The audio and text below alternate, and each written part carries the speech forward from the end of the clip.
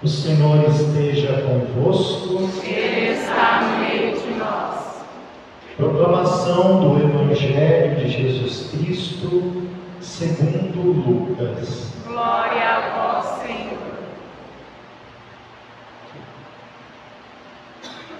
Naquele tempo, um mestre da lei se levantou e, querendo pôr Jesus em dificuldade, perguntou: Mestre, que devo fazer para receber em herança a vida eterna? Jesus lhe disse: O que está escrito na lei? Como lês?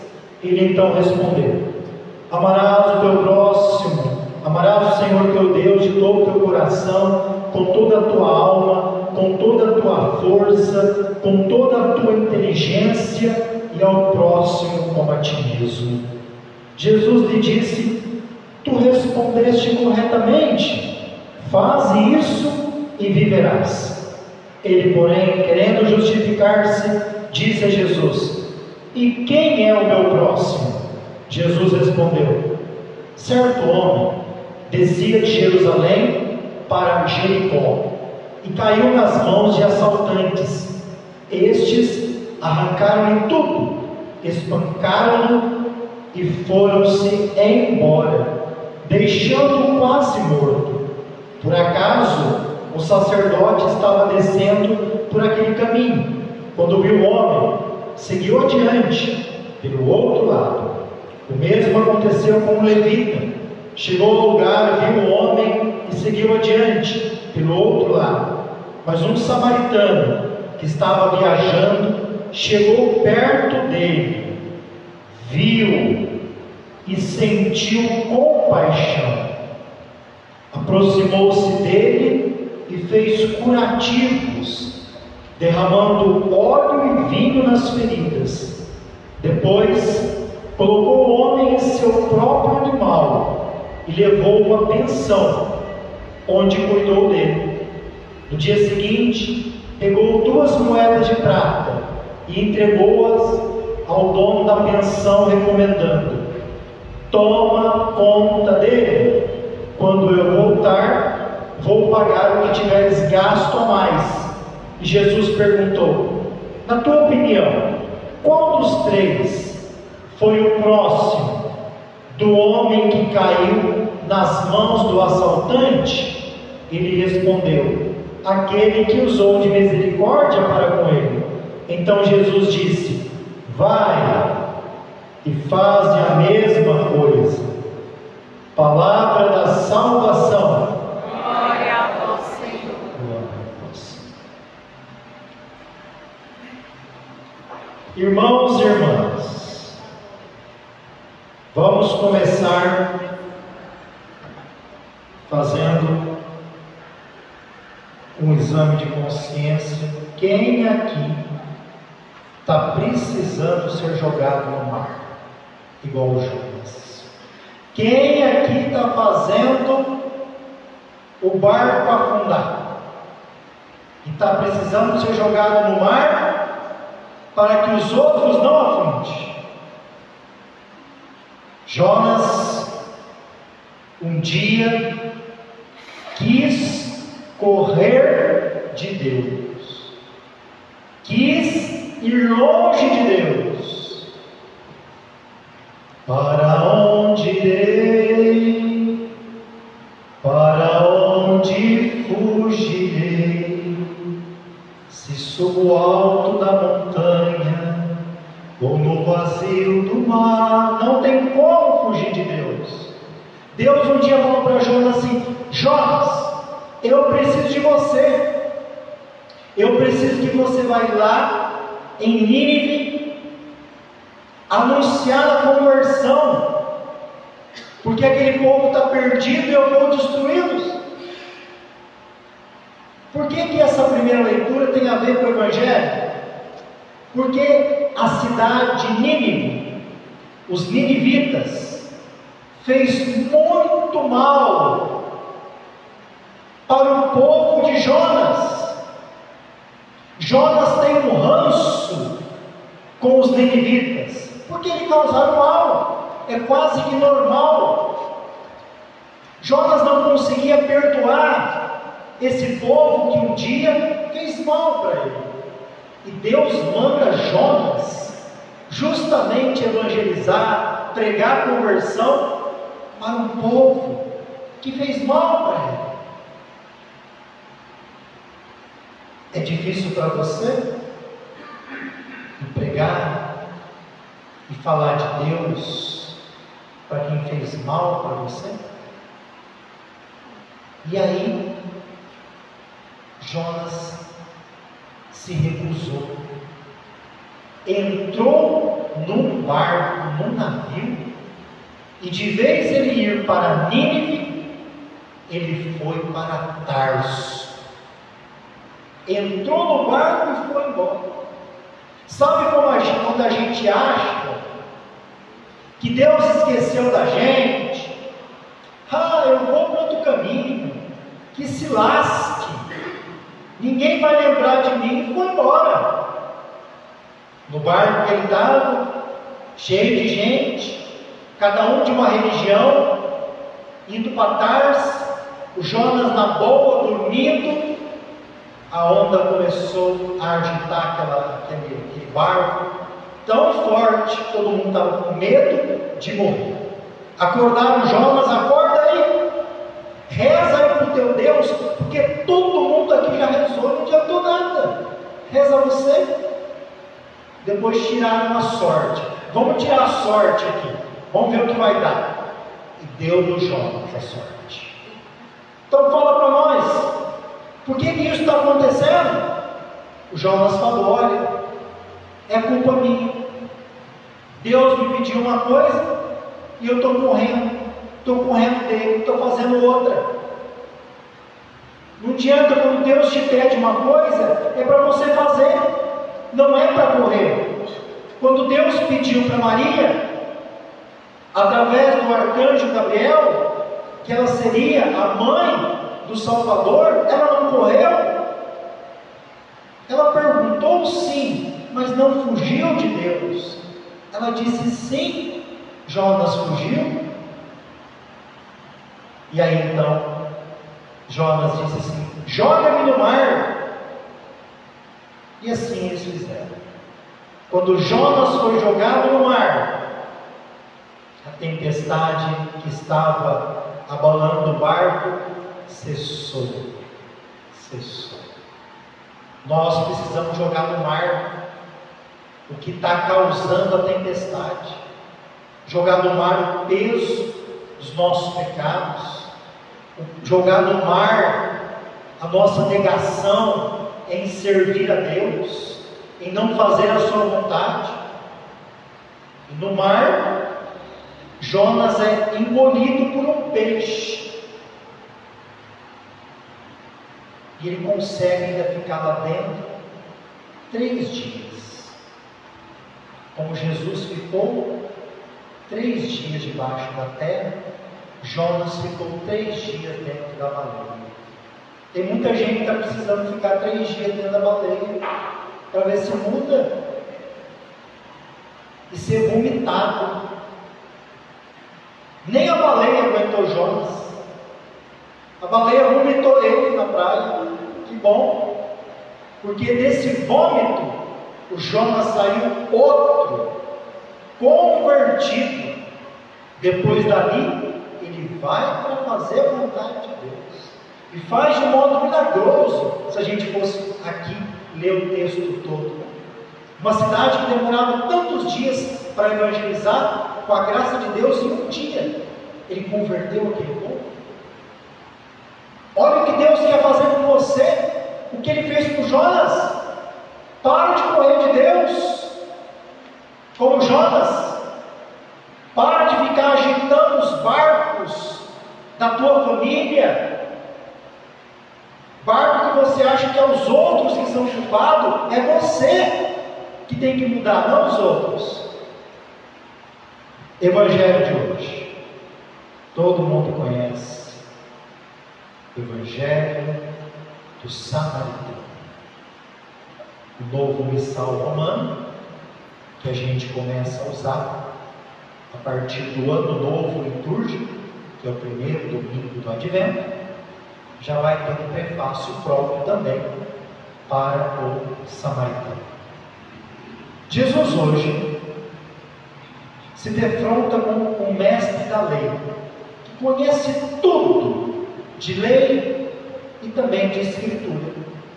O mestre da lei, não para querer saber, mas para pegar Jesus em dificuldade, pergunta para ele: olha, mestre, o que eu devo fazer para receber em herança a vida eterna? Ei, católico, esse mestre da lei, por que ele quer receber a vida eterna como herança? Muitos de vocês aqui já receberam herança, né? A herança para a gente é como se fosse uma obrigação. Quando meu pai morrer, quando minha mãe morrer, vai me deixar uma herança, vai me deixar aquele carro, vai me deixar aquela casa, vai me deixar aquela fazenda. É obrigação, eu sou filho, eu sou descendente. Então a herança que ele está pedindo, o mestre da lei, é igual aquele católico que diz assim: eu mereço, é herança. É herança, sou batizado, é herança. Eu venho na missa todo dia, é herança. Eu pago meu dízimo direitinho, eu mereço a vida eterna. Não está entendendo o que é a vida eterna. Ele quer por herança. Aí Jesus pergunta para ele assim, né? Como ele é muito estudioso: olha, então vamos lá, o que está escrito na lei? Fala para mim. Aí ele fala, bonitinho. Sabe aquela catequese que nós sabemos decorado, né? Tem muito católico que só sabe as coisas decoradas. A gente hoje está vivendo uma religião decorada, e não de experiência com Deus, mas de decoreba. As crianças hoje estão crescendo em casa, principalmente depois da catequese, só com coisa decorada. Quem é Deus? Deus é isso. Mas nunca fizeram uma experiência. Não adianta viver uma religião decorada. Ele fala: olha, está escrito lá assim: amarás o Senhor teu Deus de todo o teu coração, de toda a tua alma, com toda a tua força, com toda a tua inteligência, e o próximo como a ti mesmo. Ele sabia decor, mas nunca fez isso.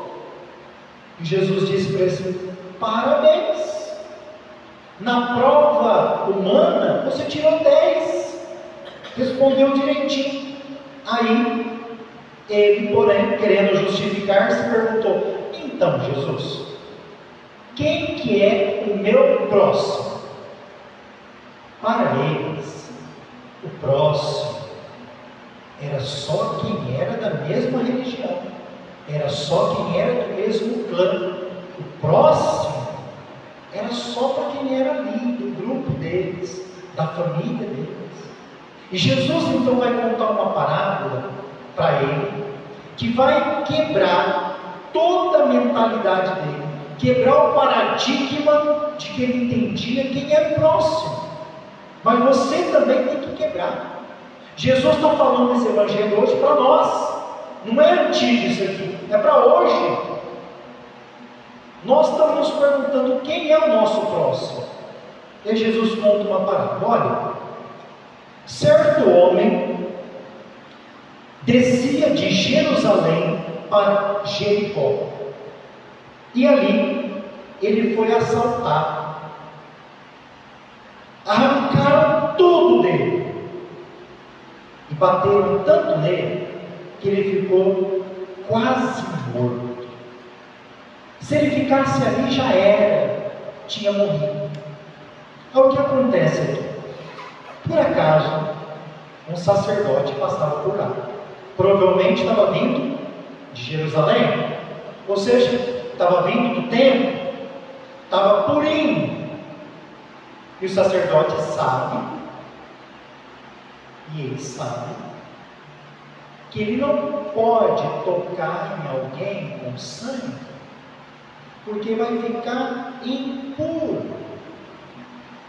O sacerdote viu e desviou o caminho, foi para o outro lado. Depois passou o levita, fez a mesma coisa. Fez a mesma coisa que previa na lei. Deixou que a lei, as regrinhas, se tornasse maior do que a compaixão e foi para o outro lado. Por fim, passa um samaritano. Você está entendendo? Que Jesus está contando a parábola para o mestre da lei, que não se bica com o samaritano. Para o mestre da lei, o samaritano é impuro, é pecador, nem filho de Deus é. Você considera alguém assim? Ah, eu acredito que sim. Eu acredito que sim. Tem gente que a gente não gosta nem de chegar perto. Tem gente que agora a gente acha que até vai se até ficar doente. Toma cuidado, presta atenção na parábola. O samaritano, que estava viajando. Você acha que eu, viajando, preparei minha roupa para viajar, tudo organizado, eu tenho destino, eu ia parar ali? E a minha viagem? Como que ia ficar? Eu tenho planos. E os planos dela? Qual que era? Você acha que Maria não tinha planos também? De repente aparece um anjo na vida dela falando: Maria, você foi escolhida por Deus. Ela poderia ter falado para ele: ah, Gabriel, e os meus planos? E a minha viagem com José? Como que fica? Quem vai pagar as parcelas que eu já paguei da minha viagem para Canaã, para Jerusalém? Como vai ficar? Maria fez isso? Não, porque os planos de Deus estavam acima dos dela. O samaritano, que estava viajando, chegou perto dele. Presta atenção, primeira ação, chegou perto dele. Os outros não chegaram, porque ficaram com medo de se contaminar. Ele chegou perto, viu e sentiu compaixão. Só quem chega perto pode sentir compaixão. De longe não dá. Por isso que Deus tem compaixão da gente. Deus tem compaixão da gente porque Ele não olha para a gente de longe, Ele olha para você de pertinho. Deus sabe de você de perto como ninguém. Você não é um distante de Deus. Ele aproximou-se e fez curativos, derramou óleo e vinho nas feridas, como hoje os padres ungem os enfermos com óleo dos enfermos. Nessa época o óleo e o vinho eram elementos medicinais, de cura. Depois colocou o homem no próprio animal. Se outra pessoa tivesse feito isso, tinha ficado contaminado. Mas o samaritano foi além da lei. Ele deixou que o amor, o cuidado fosse maior. Levou ele para uma pensão e cuidou dele. Onde que é essa pensão aqui, você sabe? A pensão aqui, meu irmão, significa a igreja. Ele levou esse homem para a igreja e cuidou dele. É a igreja que cuida quando você cuida. Quando eu falo a igreja, não é isso aqui não, viu? Não é isso aqui não. É a igreja que está em você. Ele levou ele para lá e cuidou dele. No dia seguinte ele pegou 2 moedas de prata, entregou ao dono da pensão, recomendando: toma conta dele. Você consegue lembrar que é igual os últimos 3 evangelhos, os últimos domingos? Da vinha. Olha como é que é parecido. A vinha do Senhor dos últimos evangelhos era um lugar que Deus viajou para a gente cuidar. Quando Ele voltar, Ele quer frutos. Aqui, toma conta dele. Quando eu voltar, vou pagar o que você tiver gasto a mais. Não é herança, não é herança que nós vamos receber, mas o modo que a gente gasta a vida. Ele está prometendo para o dono da pensão: quando eu voltar, eu vou te pagar o que você gastou a mais. Nós vamos receber o que nós gastamos da vida. Nós temos que gastar a vida como Nossa Senhora gastou. E só gasta a vida quem se põe a caminho como Maria, para visitar Isabel, que estava precisando. Gastar a vida quando for preciso proteger Jesus e fugir para o Egito. Gastar a vida quando a gente vê Jesus naquela via sacra, ele que não merecia, sendo torturado, chicoteado, e a gente não tratar com a mesma violência, mas acompanhar como Maria. Jesus vai voltar e vai nos pagar, não porque nós merecemos, mas porque nós gastamos a vida. Para de gastar a vida com fofoca, para de gastar a vida com coisa que não presta. Gaste a vida como Maria, aos pés da cruz. Louvado seja nosso Senhor Jesus Cristo.